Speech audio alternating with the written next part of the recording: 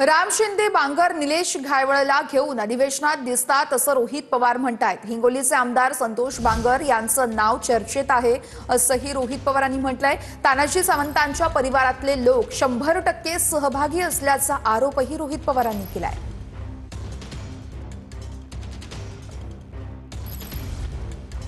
की हिंगोली जिल्ह्याचे संतोष बांगरचं नाव नक्कीच चर्चेत आहे, कारण त्यांचे फोटो हे अधिवेशनामध्ये निलेश गायवाळ बरोबर दिसतात।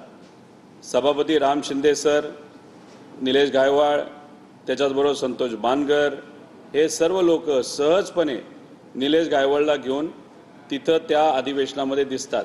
तो संतोष बांगरचा विषय आहे, चर्चा आहे, त्याचा थोडासा अभ्यास करण्याची जरूरत आहे।